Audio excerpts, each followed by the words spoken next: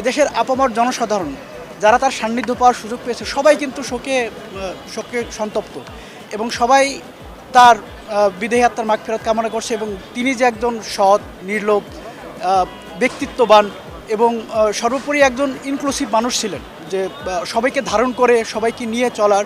আপনি দেখতে পাবেন যে তার দায়িত্বকালীন ঢাকা বিশ্ববিদ্যালয়ে 8 বছর কিন্তু খুব স্মুথলি চলেছে, কোনো ঝামেলা হয়নি এবং দলমত নির্বিশেষে সবাই অবস্থান করেছে। আপনি আরও দেখতে পাবেন যে তার আমলে দুজন সাবেক ভাইস চ্যান্সেলর কিন্তু মারা যাওয়ার ঘটনা ঘটেছে, তিনি তাদের ক্যাম্পাসে জানাজার ব্যবস্থা করেছেন। কিন্তু আমরা আসলে খুবই মর্মাহত যে আমরা চাচ্ছিলাম যে স্যারকে যেন ক্যাম্পাস থেকে আমরা তার সেই প্রিয় আঙিনা থেকে তাকে আমরা বিদায় দিতে পারি, কিন্তু অত্যন্ত অনুতাপের সাথে আমরা লক্ষ্য করলাম যে সেই ব্যবস্থাটা বিশ্ববিদ্যালয়ের পক্ষ থেকে করা হলো না।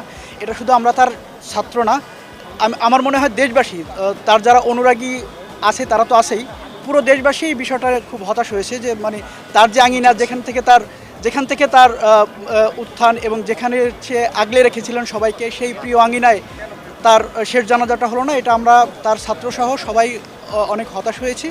তো আশা করব যে মানে পরপরে তিনি ভালো থাকবেন, তিনি যেভাবে মানুষকে আগলে রেখেছেন পরপরের সৃষ্টিকর্তা তাকে সেভাবে সম্মানিত করবেন এবং সর্বোপরি স্যারের আত্মার মাগফিরাত কামনা করবেন।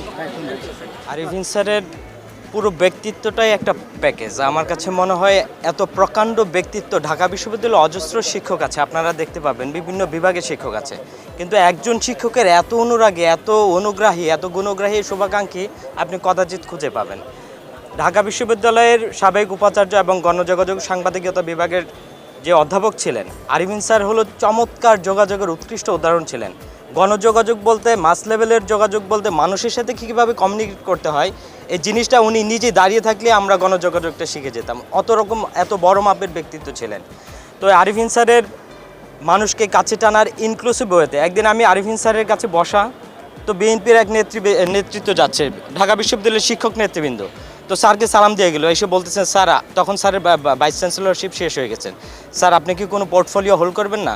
তো আরিফিন স্যারের কাছে হলো সব ধরনের উভয়মুখী যোগাযোগ সবসময় ওপেন ছিল এবং এরকম একটা অকৃত্রিম অনুদার ব্যক্তিত্ব এবং বাংলাদেশের প্রেক্ষাপটে এত বড় ব্যক্তিত্ব তৈরি হওয়া খুব কঠিন। আমি স্যারের ব্যক্তিগতভাবে একদমই গুণগ্রাহী এবং স্যারের শিক্ষার্থী। আমি দোয়া করি স্যারের জন্য। আমরা চেয়েছিলাম ঢাকা বিশ্ববিদ্যালয়, আমি খুব করে বলতে চাই মিডিয়ার সামনে, ঢাকা বিশ্ববিদ্যালয় আরিফিন স্যারকে জায়গা না দিয়ে ঢাকা বিশ্ববিদ্যালয় খাটো হয়ে গিয়েছে। ঢাকা বিশ্ববিদ্যালয়ের মতো জায়গায় আরিফিন স্যার তো ওইখানে যে চমৎকারভাবে জায়গাটাকে গুছিয়ে সামলিয়ে রেখেছিলেন, ঢাকা বিশ্ববিদ্যালয়ে আরিফিন স্যারের জানাজা না হওয়া, অনুষ্ঠিত না হওয়া, এটা ঢাকা বিশ্ববিদ্যালয়ের দুর্ভাগ্য।